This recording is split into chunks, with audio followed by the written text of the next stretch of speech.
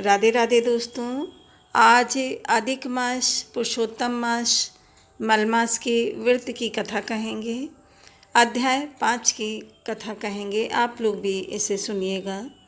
भगवान विष्णु माँ लक्ष्मी की कृपा आप लोगों पर सदैव बनी रहे।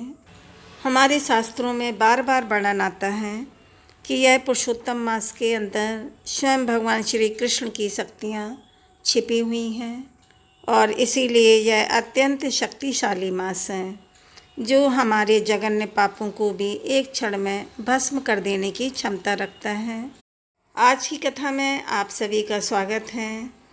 आज भागवत पुराण से ली गई इस सुंदर कथाओं का श्रवण करने के लिए यहाँ पर उपस्थित हुए हैं और यह देखकर परम भगवान पुरुषोत्तम अवश्य आपके ऊपर प्रसन्न हो रहे होंगे। तो चलिए इस समय हम श्रवण कर रहे हैं पुरुषोत्तम मास की सुंदर पौराणिक कथाओं को। आज की अधिक मास व्रत कथा और इस संपूर्ण कथा के अंत में सुनेंगे भगवत गीता का 15वां अध्याय पुरुषोत्तम योग। आइए अब आज की कथा प्रारंभ करते हैं। देवर्षि नारद मुनि ने भगवान श्री हरि से पूछा, हे महाभाग, चरणों में पड़े हुए अधिक मास को भगवान श्री कृष्ण ने क्या उत्तर दिया था और उससे क्या क्या कहा था, यह संपूर्ण वृत्तांत कृपया करके आप मुझे विस्तार से सुनाइए। भगवान श्री नारायण ने कहा, हे नारद, उस समय गरुड़ को संकेत देकर आज्ञा दी गई कि वह अचेत अवस्था में पड़े हुए अधिक मास को अपने पंखों से हवा करके चेतन करें। अधिक मास अपनी चेतन अवस्था में आया और फिर से वही बात कहने लगा, हे स्वामी, मैं इस प्रकार का जीवन नहीं जी सकता। मैं आपकी शरण में आया हूँ, मुझे त्यागिए मत। यह सुनकर भगवान ऋषिकेश अधिक मास से कहने लगे, हे पुत्र, अब तू शोक मत कर। उठ, मैं अवश्य तुम्हें इससे मुक्त करवाऊँगा। मुझे तुम्हारे दुख के निवारण हेतु एक युक्ति सूझ रही है। एक युक्ति सूझी है, हे वत्स, तू मेरे साथ योगियों को भी ऐसे गोलोक वृंदावन में गोपजनों के मध्य में भगवान श्री कृष्ण मुरली मनोहर दीनानाथ भक्त वत्सल भगवान विराजमान हैं। वे भगवान श्री कृष्ण ही दुख हरण करने वाले हैं। वे ही तुम्हारा दुख दूर करेंगे। आओ पुत्र, हम दोनों उनके पास चलते हैं। इतना कहकर भगवान विष्णु ने अधिक मास का हाथ पकड़ लिया और फिर वे गोलोक वृंदावन जाने के लिए निकल पड़े। इस भौतिक जगत के पार एक सुंदर गोलोक वृंदावन अवस्थित है। गोलोक वृंदावन उपस्थित है जो 3 करोड़ योजन मंडलाकार भूमि में तेज स्वरूप रत्नों से युक्त हैं। योगीगण इसे स्वप्न में भी नहीं देख सकते। केवल वैष्णव जन भगवान श्री कृष्ण के भक्त ही उसके बारे में जानते हैं और वे ही वहाँ पर पहुँच सकते हैं। वह आदि व्याधि उपाधि जरा मृत्यु और शोक रहित और अगणित मंदिरों से सुशोभित हैं। गोलोक वृंदावन के दाईं ओर जो शिवलोक हैं, वहाँ भस्म रमाए हुए सर्पों का यज्ञोपवीत धारण करने वाले भगवान शिव अपने गणों के साथ रहते हैं। गोपेश वेशधारी कोटि चंद्रमा के समान शोभायमान भक्तों पर दया रखने वाले इच्छा से रहित निर्विकार परम परिपूर्ण प्रभु रास मंडल के मध्य विराजमान रासेश्वर श्री हरि भगवान श्री कृष्ण गोलोक में विराजते हैं। वहाँ विराजमान भगवान श्री कृष्ण मंगल स्वरूप मंगलमय पूजनीय सर्व मंगलों के मंगल परम आनंदे राज सत्य अव्यव्य सर्व सिद्धियों के स्वामी सर्व सिद्धि स्वरूप और सिद्धिदाता प्रकृति से परे ईशान्य सगुण नित्य विग्रह नित्य स्वरूप आदि पुरुष अव्यव्य इंद्र रूप प्रस्तुत नित्य स्वतंत्र और एक परमात्मा स्वरूप है। और ऐसे शांत स्वरूप का तो शांति परायण वैष्णव जन ही ध्यान कर सकते हैं। और इस प्रकार भगवान श्री हरि अधिक मास को लेकर गोलोक वृंदावन में पहुंच गए और उसके बाद क्या हुआ उसकी कथा का श्रवण हम करेंगे। हमारी इसी अधिक मास कथा श्रृंखला की अगली कड़ी में, मतलब अध्याय 6 की कड़ी में कहेंगे कल। लेकिन उससे पहले आइए हम अधिक मास से जुड़ी हुई एक और सुंदर पौराणिक कथा का श्रवण करते हैं। इस मास में की गई भगवान श्री हरि की भक्ति और उनकी कथा का श्रवण मनुष्य को अनंत गुना अधिक पुण्य फल प्रदान करते हैं। आइए अब इस अधिक मास से जुड़ी हुई एक और सुंदर पौराणिक कथा सुनते हैं। क्या आप जानते हैं, पुरुषोत्तम मास में की गई छोटी सी भक्ति भी कई गुना फल देती है। लेकिन अगर नियम सही ना हो तो इतने दुर्लभ महीने का पूरा लाभ भी नहीं मिल पाता।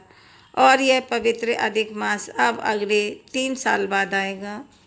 पुरुषोत्तम मास में श्रीमद् भागवतम कथा के पिछले भाग में हमने सुना कि किस प्रकार वृत्रासुर ने एक महान गौरवशाली मृत्यु को प्राप्त किया और भगवान का धाम भी प्राप्त किया। लेकिन क्या आपके मन में यह प्रश्न आया होगा कि असुर कुल में जन्म होने के बाद भी वृत्रासुर भगवान का भक्त कैसे बना? ऐसा ही प्रश्न परीक्षित महाराज ने सुखदेव गोस्वामी से पूछा था। महाराज परीक्षित ने श्री सुखदेव जी गोस्वामी से पूछा, हे ब्राह्मण देव, रजोगुण और तमोगुण में रहने के कारण सामान्य रूप से असुर पाप कार्यों में लिप्त रहते हैं, तो फिर वृत्रासुर को इतनी उच्च अवस्था कैसे प्राप्त हुई? इसके उत्तर में सुखदेव गोस्वामी कहते हैं, राजन, अब मैं आपको वह इतिहास बताऊंगा जो मैंने व्यासदेव, नारद जी तथा देवल जैसे महान ऋषियों से सुना था। यह कहकर श्री सुखदेव गोस्वामी ने वृत्रासुर के पूर्व जन्म की कथा कहना प्रारंभ किया। यह उस समय की बात है जब चित्रकेतु नाम के एक महान पराक्रमी राजा शूरसेन प्रांत से इस संपूर्ण पृथ्वी पर राज्य करते थे। महाराज चित्रकेतु का जन्म राज परिवार में हुआ था। वे अत्यंत विद्वान, ऐश्वर्यपूर्ण और धार्मिक स्वभाव के थे। उनकी 1 करोड़ रानियां होने के बाद भी महाराज चित्रकेतु संतान सुख से वंचित थे। पुत्र के अभाव में उन्हें अपना संपूर्ण पृथ्वी का राज्य और सुंदर रानियां भी सुखप्रदायक नहीं लगती थीं। एक दिन ब्रह्मा जी के मानस पुत्र ऋषि अंगिरा उनके राज्य में पधारे। ऋषि को देखते ही राजा अपने आसन से उठ गए। उन्होंने ऋषि का यथोचित आदर सत्कार किया, उन्हें आसन प्रदान किया और भोजन एवं पेय पदार्थ अर्पित किए। राजा की विनम्रता को देखकर ऋषि अंगिरा अत्यंत ही प्रसन्न हुए। उन्होंने राजा से कहा, हे राजन, आशा है आपका शरीर और मन दोनों ही स्वस्थ होंगे और इसके साथ आपके अपने रक्षक और 7 अंग भी सुरक्षित होंगे। मैं देख पा रहा हूँ कि आपका मन असंतुष्ट और उद्विग्न है। बताइए क्या बात है? ऋषि अंगिरा के प्रेमपूर्ण वचनों को सुनकर राजा चित्रकेतु ने कहा, हे महर्षि, आप तो त्रिकालज्ञ हैं।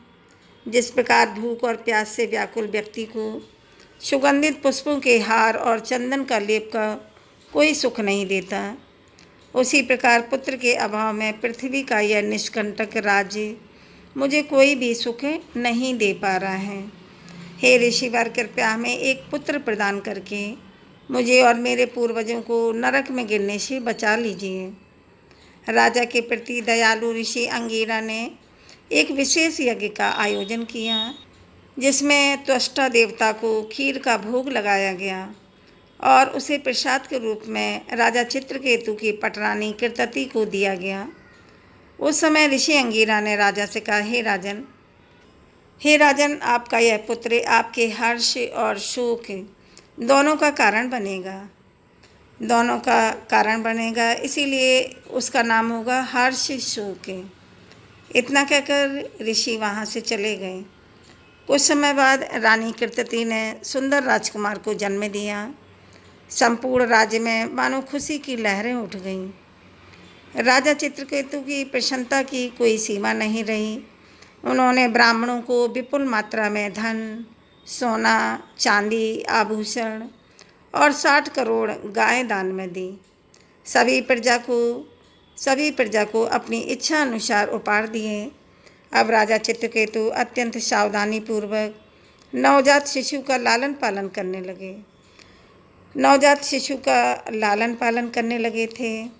पुत्र आने के कारण अब राजा उनकी पत्नी कुलद्युति को भी विशेष समय और सम्मान देने लगे थे, सम्मान देने लग गए थे। और यह देखकर राजा की अन्य रानियों में ईर्ष्या का भाव जन्म लेने लगा। राजा उनके प्रति अब उपेक्षित रहने लगे थे।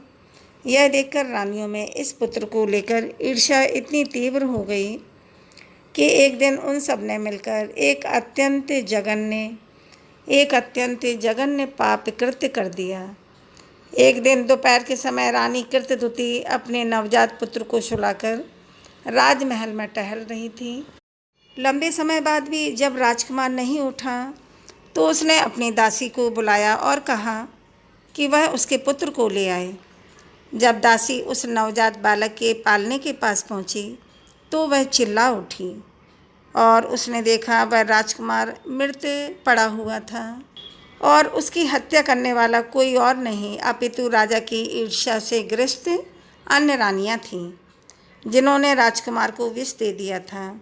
यह देखकर दासी ज़ोर ज़ोर से क्रंदन करने लगी, ज़ोर ज़ोर से रोने लगी। बालक की मृत्यु का समाचार तीव्र गति से संपूर्ण राजमहल और राज्य में फैल गया। राजा चित्रकेतु और रानी कृतद्युति ने अपने प्राण खो दिए। दोनों ही जमीन पर गिरकर क्रंदन करने लगे। अपने भाग्य पर शोक करते हुए ऐसा लग रहा था मानो राजा चित्रकेतु इसी क्षण अपने प्राण त्याग देंगे। और उस समय अपने भाग्य पर शोक करते हुए ऐसा लग रहा था मानो राजा चित्रकेतु इसी क्षण अपने प्राण त्याग देंगे। और उस समय ऋषि अंगीरा और देवर्षि नारद जी वहाँ राजा चित्रकेतु के पास आ गए। राजा अपने मृत पुत्र के पास स्वयं मृत की भांति लेटे हुए थे। राजा को इस प्रकार शोक मग्न देखकर ऋषि अंगीरा ने कहा, हे राजन, इस मृत शरीर का तुम्हारे साथ क्या संबंध है? वास्तव में यह संसार भौतिक और सभी जीवात्माएं क्षणभंगुर हैं। इसीलिए पिता पुत्र के इस अस्थायी संबंध के लिए शोक मत करो। आप जैसे महान भगवत भक्त के लिए यह सर्वथा अनुचित है कि वह भौतिक वस्तु अथवा व्यक्ति के लिए इस प्रकार शोक करें। इस प्रकार ऋषि अंगीरा ने राजा को दिव्य ज्ञान देने का प्रयास किया और नारद मुनि ने सबके सामने अपनी योग शक्ति द्वारा उस मृत पुत्र में पुनः प्राण भर दिए। तब नारद मुनि ने उस पुत्र से कहा, हे जीव, यह देखो, तुम्हारे चले जाने से तुम्हारे माता पिता कितने शोकातुर हैं। यदि तुम चाहो तो इस शरीर में पुनः प्रवेश कर सकते हो और अपने परिवार सहित इस शेष जीवन का आनंद ले सकते हो। अब देखिए, नारद मुनि के यह वचन सुनकर राजा चित्रकेतु के उस मृत पुत्र के शरीर में प्रवेश करने के बाद वह जीवात्मा बोलने लगा, अपने पूर्व कर्म फलों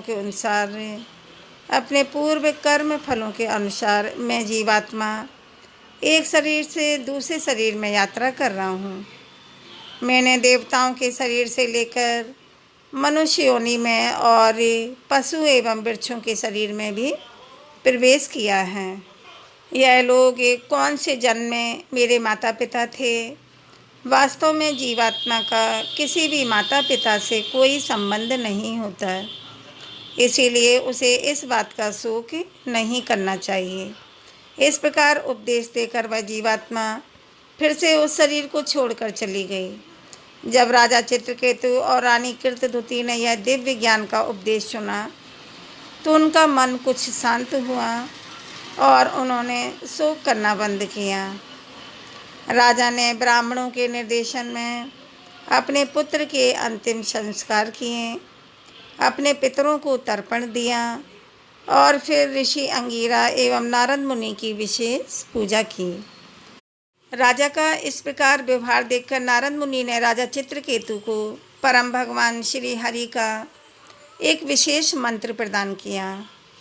ओम नमस्तुभ्यं भगवते वासुदेवाय धीमहि प्रद्युम्नाय निरुद्धाय नमः संकर्षणाय च नमो विज्ञान मात्राय परमानंद मूर्तये आत्मारामाय सताय निर्वत्य देते निर्वत्य द्योत दुष्टय। महाराज चित्रकेतु ने इस मंत्र का ध्यानपूर्वक उच्चारण करते हुए 1 सप्ताह तक केवल जल पर उपवास किया और 1 सप्ताह बाद इसके फलस्वरूप उन्हें विद्याधर लोक का साम्राज्य प्राप्त हुआ। और इसी मंत्र के प्रभाव से महाराज चित्रकेतु को कुछ दिनों पश्चात भगवान अनंत देव का आश्रय प्राप्त हुआ। उन्होंने देखा कि साक्षात भगवान शेष उनके समक्ष उपस्थित हैं।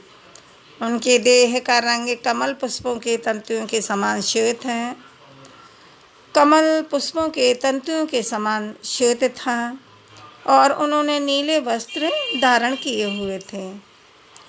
वे मंद स्मित कर रहे थे और सनत कुमार इत्यादि ऋषि उनके आसपास उनका स्तुति गान कर रहे थे। भगवान अनंत देव का दर्शन करते ही राजा चित्रकेतु के समस्त भौतिक के कलमश धुल गए और फिर उन्होंने भगवान संकर्षण का स्तुति गान किया। उनकी प्रार्थनाओं से प्रसन्न भगवान संकर्षण ने राजा चित्रकेतु से कहा, हे राजन, महर्षि नारद और ऋषि अंगिरा के निर्देशों का पालन करने से समस्त दिव्य ज्ञान आपके हृदय में प्रकाशित हो चुका है और इसी के फलस्वरूप आप मेरा प्रत्यक्ष दर्शन पा रहे हैं। आप मेरा प्रत्यक्ष दर्शन कर पा रहे हैं। यदि आप भौतिक भोगों से अनासक्त रहकर भक्तिमय जीवों के सार को समझ जाएंगे तो इसी जीवन काल में आपको मेरा शाश्वत संग प्राप्त होगा और जीवन की परमोच्च पूर्णता प्राप्त कर पाएंगे। इतना कहकर भगवान संकर्षण अंतर्ध्यान हो गए और इस प्रकार जब महाराज चित्रकेतु विद्याधरों के राजा नियुक्त हुए और भगवान विष्णु द्वारा दिए गए विमान में बैठकर संपूर्ण ब्रह्मांड की यात्राएं करने लगे। यह तो महाराज चित्रकेतु की कथा थी। इसमें वृत्तासुर का क्या संबंध है, तो इसके विषय में हम आपको इसी कथा की अगली कड़ी में बताएंगे, मतलब कथा अध्याय 6 में बताएंगे। पुरुषोत्तम मास की कथा अध्याय 6 में इस कथा का बताएंगे आगे। वृत्तासुर का क्या हुआ और वृत्तासुर का राजा से क्या संबंध था, इस बारे में बात करेंगे। इस पूर्ण पुरुषोत्तम परम भगवान के सबसे प्रिय पुरुषोत्तम मास में अधिक से अधिक भगवान के पवित्र नामों का जाप करें और सदैव उनका स्मरण करते रहें। बोलो भगवान विष्णु माँ लक्ष्मी माता की जय। कमेंट में हरि विष्णु लक्ष्मी लिखें। चैनल को सब्सक्राइब करें और वीडियो को लाइक व शेयर करें। चैनल को सब्सक्राइब अगर आपने कर लिया है तो उसके लिए बहुत सारा धन्यवाद, लेकिन अगर आपने नहीं किया है तो चैनल को सब्सक्राइब कर लें, जिससे मेरे आने वाली वीडियो आपको सभी दिखेंगी और आप मेरी वीडियो की कथा सुन पाएंगे। अब मिलते हैं अगले वीडियो में, तब तक के लिए राधे राधे दोस्तों।